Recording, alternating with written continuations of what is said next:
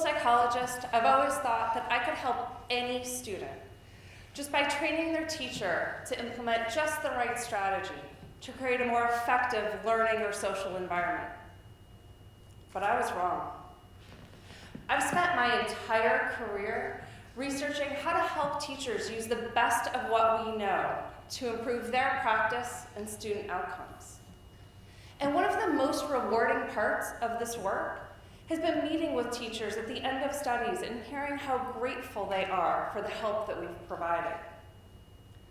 But recently something shifted. Something's changed. All too often, teachers wind up crying during our meetings, talking about being overwhelmed, unsure how they're going to make it through the next day or the next week. And after every single one of these meetings, I can't help but wonder, why is this happening? What's shifted? What's changed? Was it really my job to help these teachers manage their stress? I didn't really think it was. I have work stress, my husband has work stress, friends have work stress, and we all manage our stress just fine and get through our day. Initially, I thought their stress is their problem. But I've changed my thinking. I believe that teacher stress is my problem, and it's your problem too. And let me tell you why.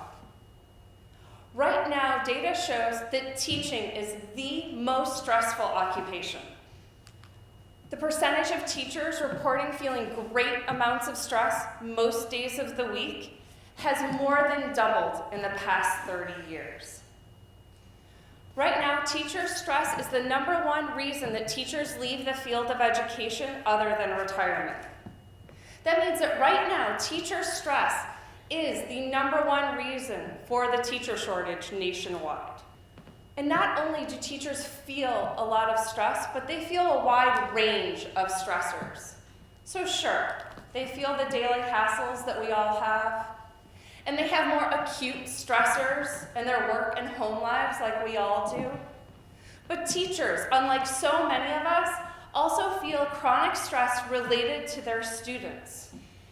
Nearly half of students in US schools experience toxic stress related to trauma. And just by knowing about their students' trauma, teachers have alarmingly high rates of secondary traumatic stress. That is, just by knowing that the trauma that their students have experienced, teachers themselves experience symptoms of post-traumatic stress disorder. So there's no question. Teachers experience a lot of stress and a wide range of stressors. Made me wonder, is there something unique about the impact of teacher stress? And the answer is a resounding yes. Teacher stress has a considerable impact on our economy, our communities, our schools, and our teachers. Chronic teacher stress has basically made schools a revolving door. Nearly half of teachers leave the profession within the first 5 years. And that has an economic impact of over $7 billion a year. That's equivalent to the funding from the National Science Foundation or the entire federal prison system. Not surprisingly, it also has significant impacts for teachers' psychological and physical health. Teachers are at increased risk for anxiety, depression, high blood pressure, and cardiac disease.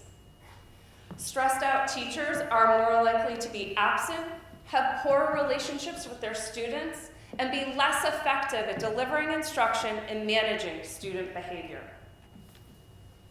Now, the really interesting thing here is that research tells us teachers' stress, not their knowledge or skills, stops them from being highly effective. Researchers have decreased teacher stress and increased teacher well-being, and thereby increased the quality of their instruction and student outcomes. So how could I not change my thinking about teacher stress? My goal my entire career has been to improve teacher performance. The problem was I was focusing on what they were doing, not how they were feeling. I wasn't focused on the whole teacher. Now, not surprisingly, teacher stress also has a significant impact on their students. Recent research shows us that there is a direct relationship between teacher stress levels and their students' cortisol levels. That's their stress hormone. So let's think about that. Just by sitting in the classroom of a stressed out teacher, students are having a physiological reaction, a measurable increase in their stress hormones. We also know that students in classrooms of stressed out teachers are less able to manage their emotions, their behavior, and do less well academically.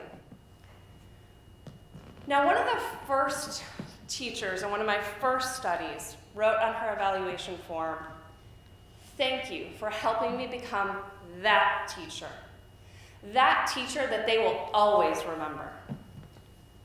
The truth is, we all have a favorite teacher. And that every teacher, when they enter the field, wants to be somebody's favorite teacher. So I want you to take a second and think back over your education. Who was your favorite teacher? Mine was Miss Krista. She was my 4th grade teacher. She taught me fractions and decimals. She inspired a love of Nancy Drew and sparked my passion for travel. But things weren't so great at home that year. And although she never knew the specifics, whenever she saw it in my eyes, she made sure to come over and make sure that I was okay, to give me a little extra attention. And in my eyes, Miss Krista was brilliant, passionate, enthusiastic, and somebody who cared deeply about me as a person. Now, there's no magic formula. There's a million great teachers for a million different reasons. But in countless conversations with people about their favorite teachers, there do seem to be some critical qualities. Favorite teachers are funny. They can make you smile or laugh just when you need it most. They're caring. No matter how many students they have in their class, when they ask how you are, they genuinely want to know the answer. Favorite teachers are passionate. They are up before the sun rises and often still in their classroom long after it sets, so that their lessons are perfect for you. They're intelligent. Teachers are some of the smartest people I know. They're expert in content areas, child development, conflict management, group dynamics, and motivation, just to name a few. They're thoughtful. You might not have realized it, but your favorite teachers thought about you all the time because you were one of their kids. And they were willing. They're willing to wake up every day and take on the enormous responsibility of shaping a caring, smart, civic-minded human being in progress. In the moment. They created a moment or a series of moments in which they said something or didn't do something that was everything, that let you know instantly that they understood. And they were challenging. They challenged you, and you wanted to perform for them. And they were well. In order to be all of these other things, your teachers were well. They were thriving. They were in their element. And they changed us for the better. I can't help but wonder, are the chronically stressed out teachers of today able to demonstrate these qualities? I just am not so sure. So I'm worried about the field of education, but even more so, I'm worried that if we do not acknowledge that we have a teacher stress crisis in our country, we are going to have generations of kids who do less well academically, behaviorally, socially, and emotionally. And above and beyond that, they're never going to have that teacher because their teachers aren't equipped to be somebody's favorite teacher. But it doesn't have to be that way. Just like we know how to teach kids how to learn, we know how to decrease teacher stress and improve their well-being.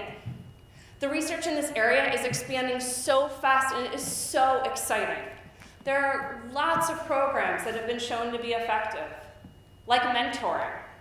We know that mentoring early career teachers increases their job satisfaction, increases how long they stay in the field, and decreases absenteeism.